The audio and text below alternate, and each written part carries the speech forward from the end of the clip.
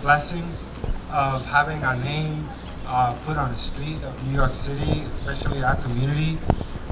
This organization goes back almost 45 years. We have years of evidence that shows statistically that if you put a child in juvenile detention, the recidivism rate is well over 85%, and they're likely to remain a career criminal. So the job of any organization, the job of society, is to figure out ways to affect the change that is necessary in kids' lives without ladies and gentlemen, having also them go to Assemblyman jail Harvey Epstein has some free COVID tests, and that's what and Avenues Girl for Scout Justice cookies does, and at does the very tent well. all the way. Our most important endeavor is partnering with community groups like yours. We like to say that we've called them traditionally alternatives to incarceration. We want to make incarceration the alternative.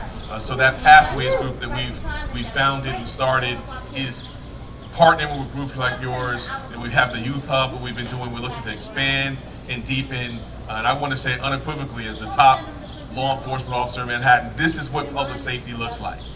This work right here, this is public safety. We know that when we invest, particularly, I believe in it for everyone, when we invest particularly in our youth, we know the brain science to tell folks, I got a 12-year-old and a 16-year-old, I don't need to read research. I believe in the research, but if I want to just know about the impulsive child brain, I just go home, right? So we know about the choices we made when we were youth, and we know about the investments made in us. And so I'm just delighted to be here with you, to salute you, to celebrate you, and to say you have a partner, a continued partner in the Manhattan DA's office.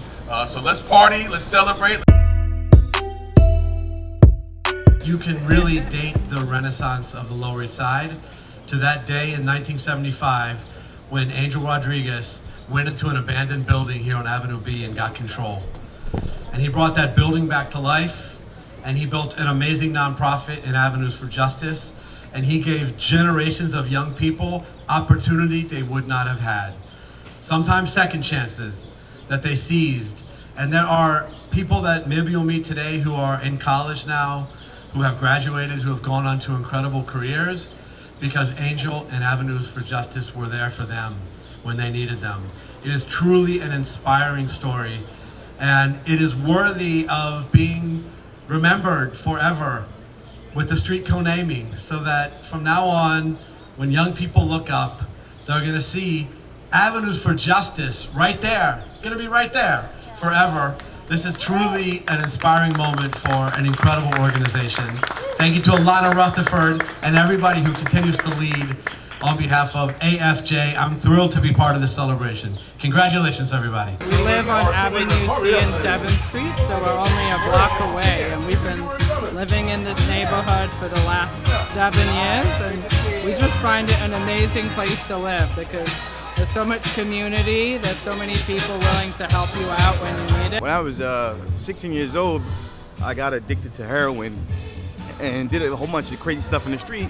And Nelson particularly took an interest in me and tried to get me to change my life and help me do that. And I'm always grateful to the Andrew Glover Youth Program for that. Everybody should be treated with respect, fairly, and equitably when they come before the court system. Avenues for Justice represents that this community is a fighter for justice. So we're here to really celebrate an organization that is a model for the rest of the city, that has been doing alternatives to incarceration work for a very, very long time, and who has been instrumental in prevention, intervention, but overall just care and compassion for the people of this community and this city. So it is absolutely my obligation as a city councilwoman who grew up in the area to make sure that they have the resources and the support that they need. And I know that my colleagues feel the same way. So we're going to be rightfully honoring their long-term transformative impact. And I'm so proud to call the team at Avenues for Justice here on Avenue B, and you're going to see that in a second, to be partners in the fight for restorative justice and support for services, not sales, for our city's youth. And what's so important today is that we realize that racial and economic justice is all intertwined. And sometimes we have to think about what's right and what we have to all come together to be united to do. So we can put our differences aside and make sure that we are looking at who we are helping the most, which are people that have been historically underserved, we'll know we'll be on the right side.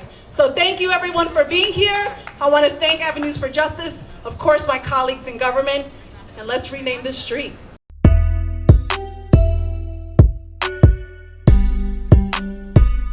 Through these years, we've been providing advocacy out of the criminal justice system, trying to protect the rights of these young people, trying to get them to be adjudicated. Many young people who hit the system and get criminal records that impact their lives at a later time, and it's just not conducive. So we have been taken on a mission to protect the rights of these kids and to get them to the other side.